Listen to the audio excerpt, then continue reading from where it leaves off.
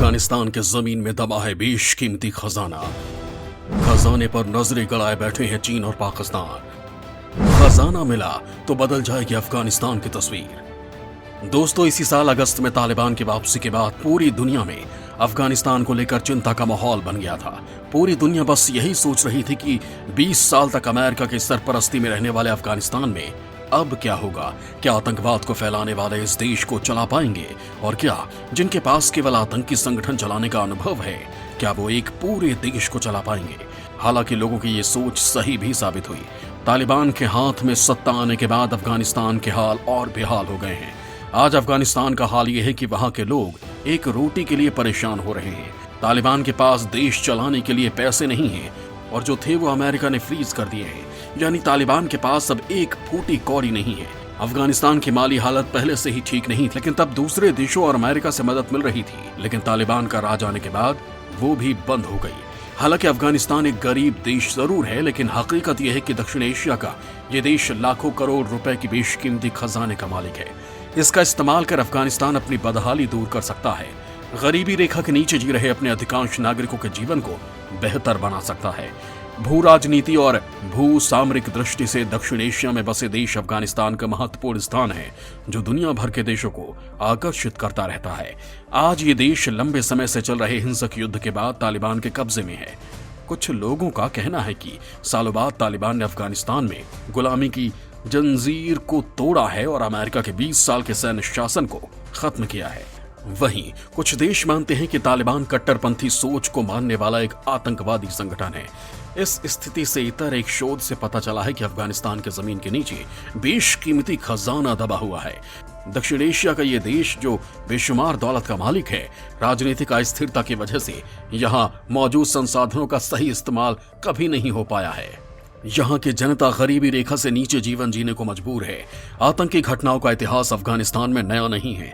समय समय पर अपने हितों को साधने के लिए दुनिया के अलग अलग देश अफगानिस्तान की सत्ता पर प्रत्यक्ष या अप्रत्यक्ष रूप से काबिज होते रहे हैं, और इसके पीछे सबकी नजर इस देश के जमीन के नीचे दबे खजाने पर ही है।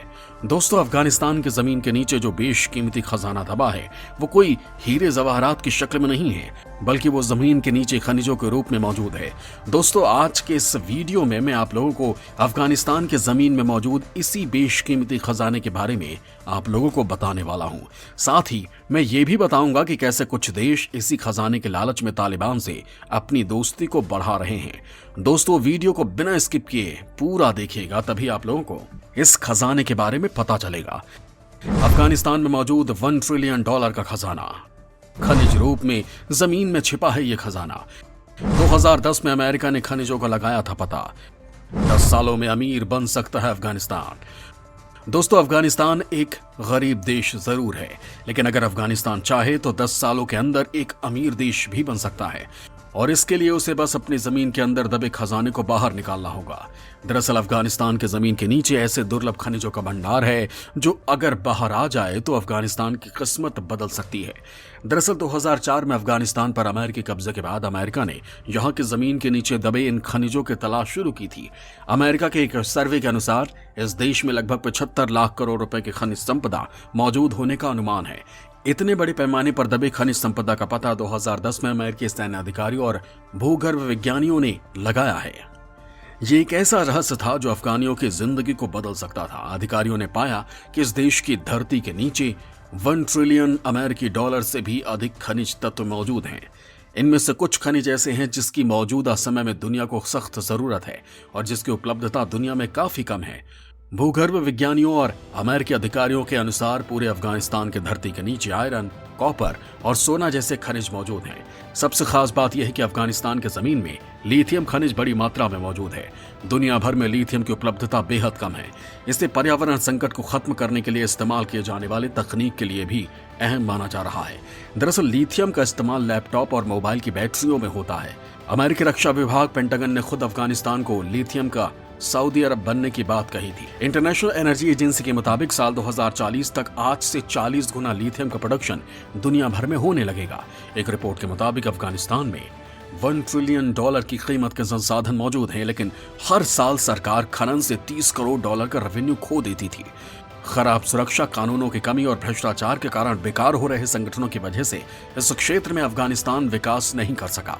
खस्ता हाल इंफ्रास्ट्रक्चर की वजह से ट्रांसपोर्ट और एक्सपोर्ट बेहद मुश्किल हो गए हैं।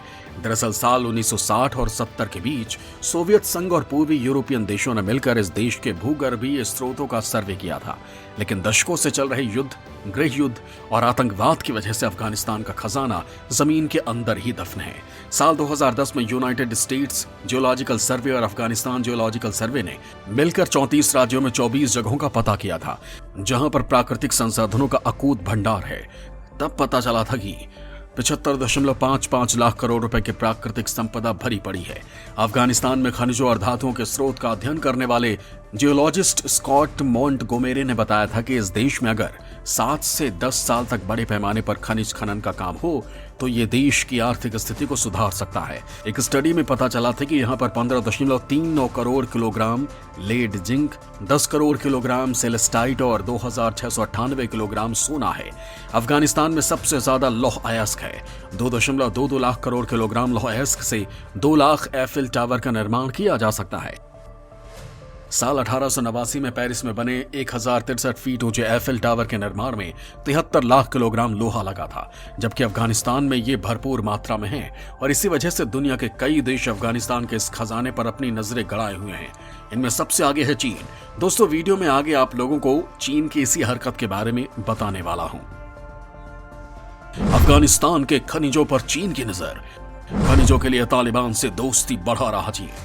दोस्तों, अफगानिस्तान के जमीन के नीचे दबे खरबों डॉलर के महत्वपूर्ण खनिजों पर अब चीन जैसे देशों की नजर है। अफगानिस्तान पर तालिबान का राज आने के बाद चीन ही वो पहला देश था जो तालिबान को मान्यता देने के लिए तैयार हुआ था।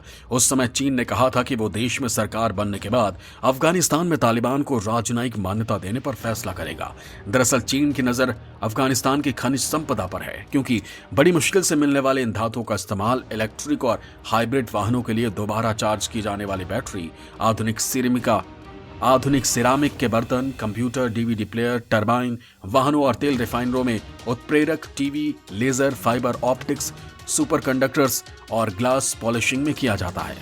चीन अपने देश में ये सभी उत्पाद बनाता है और अगर अफगानिस्तान के इन खनिजों पर चीन का कब्जा हो गया तो वो माला माल हो जाएगा। दरअसल अफगानिस्तान से 90% से ज्यादा सामान सिर्फ 3 ही देशों के अंदर एक्सपोर्ट किया जाता है और ये देश थे संयुक्त अरब अमीरात, भारत और पाकिस्तान। रिपोर्ट के मुताबिक अफगानिस्तान से करीब 45% खनिजों का निर्यात संयुक्त अरब अमीरात से किया जाता था, जबकि पाकिस्तान को 24% और भारत को 22% एक्सपोर्ट किया जाता था। लेकिन तालिबान का देश पर कब्जा होने के बाद अफगानिस्तान में एक्सपोर्ट एंड इम्पोर्ट पर प्रतिबंध लगा दिया गया। 2 सितंबर 2021 को तालिबान ने चीन की मदद से अफगानिस्तान में खनिज उद्योग को बढ़ाने का फैसला किया था। चीन के सरकारी मीडिया ग्लोबल टाइम्स ने अपनी रिपोर्ट में दावा किया है कि कई साल पहले जिस चीनी कंपनी ने अफगानिस्तान के अंदर तांबा निकालने के लिए मशीन लगाए थे, उस कंपनी ने अभी तक काम शुरू नहीं किया है, जबकि तालिबान के प्रवक्ता जबीहुल्लाह मुजाहिद ने कहा था कि तालिबान ने चीन के साथ आयनक कॉपर माइन प्रोजेक्ट पर काम फिर से शुरू कर दिया है, जो रूसी समाचार एजेंसी स्पुतनिक के अनुसार दुनिया की दूसरी सबसे बड़ी तांबे की खदान है। सीएनबीसी ने अपनी एक रिपोर्ट में अफगान दूतावास के पूर्व राजनयिक अहमद शाह कटवाज़ई के हवाले से कहा था कि अफगानिस्तान में मौजूद दुर्लभ धातुओं की कीमत 2020 में 1000 अरब डॉलर से लेकर 3000 अरब डॉलर के बीच लगाई गई थी। इस देश के खनिजों पर दूसरे देशों की नजर तो है, लेकिन सुरक्षा चिंता, इंफ्रास्ट्रक्चर की कमी और भयंकर सूखे की वजह से यहाँ खनन गतिविधियां जोर नहीं पकड़ पाई हैं।